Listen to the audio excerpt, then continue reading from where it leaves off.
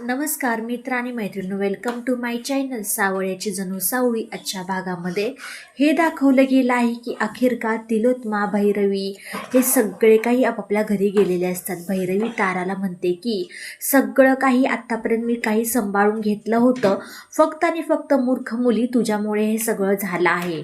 सोहम म्हणतं की भैरवीजी, हे तुमचं बोलणं चुकीचं आहे, कारण की तुम्ही आत्तापर्यंत ना खोट्याच्या मागे लागला होता, खोटं म्हणून धरत होता. कारण की सावळी वहिनी ही गात होती, ताराला तुम्ही पुढे करून गायला लावलं आहे. कारण की हे सत्य तुम्ही किती दिवस म्हणून लपवणार होता.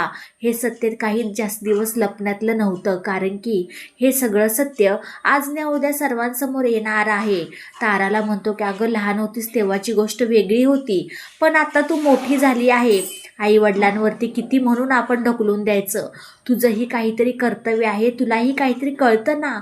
तू सावळी वहिनींचं म्हणून हे सगळं काही गाणं गाते, एक प्रसिद्धी गायिका आहे म्हणून आत्तापर्यंत स्वतःलाही करत गेलीस. तोपर्यंत ते तिलोत्मा म्हणते की सगळ्यांना काही हे सत्य माहीत नव्हतं, पण कुणीही मला सांगितलं नाही, असं काही बोलल्यानंतर चंद्रकांत म्हणतो तिलोत्मा थांब, हे तर सगळ्यांनाच नाही, मला हे सत्य माहीत आहे. तिलोत्मा म्हणते काय, पण तुम्ही मला एकदाही काही बोलला नाही.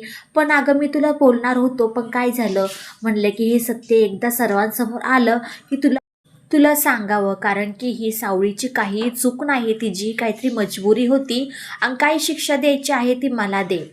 तिलोत्मा म्हणते की तुम्ही बास करा.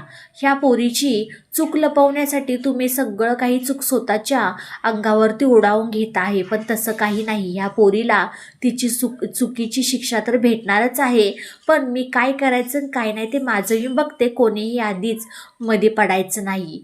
तोपर्यंत भैरवीचा नवरा, जो काही ताराचे वडील असतात, ते तिथे येतात. म्हणतात की बास कर भैरवी, तुझा आत्तापर्यंत अहंकारच तुला मारत गेला आहे. बघ, मी घर सोडून माझ्या लेकीला तिच्यापासून तिचं बालपण मी हिरावून घेतलं आहे.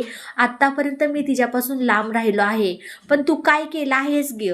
आत्तापर्यंत खोट्याच्या ह्याच्यावरती तू साथ धरलीस, त्या सावळीला गायला लावलंस, किती प्रकारचं हे.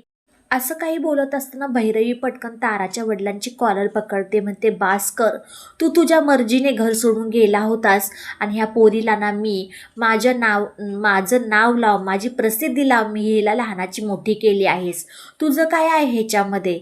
तोपर्यंत तारा भैरवीला मागं ओढण्याचा प्रयत्न करत असते. त्या दोघांची खूप बातचीत चाललेली असते.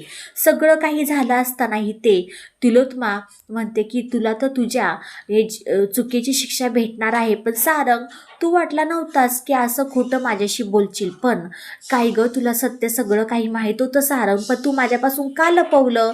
तुलाही बाबांनी सांगितलं आहे ना. तर तोपर्यंत सारंग म्हणतो नाही, मला बाबांनी नाही सांगितलं, मला विठुरायाने सांगितलं आहे.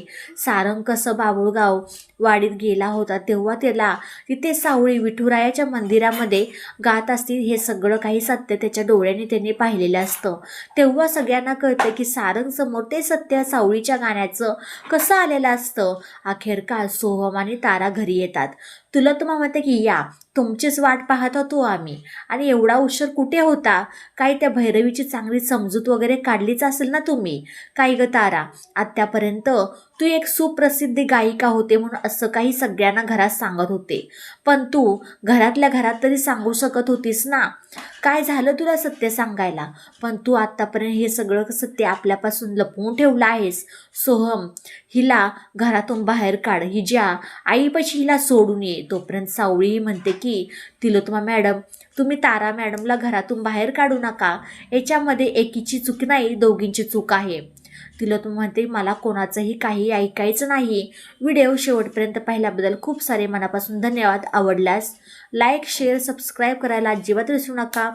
चला भेटूया आपण पुढच्या व्हिडिओमध्ये. बाय सगळ्यांना.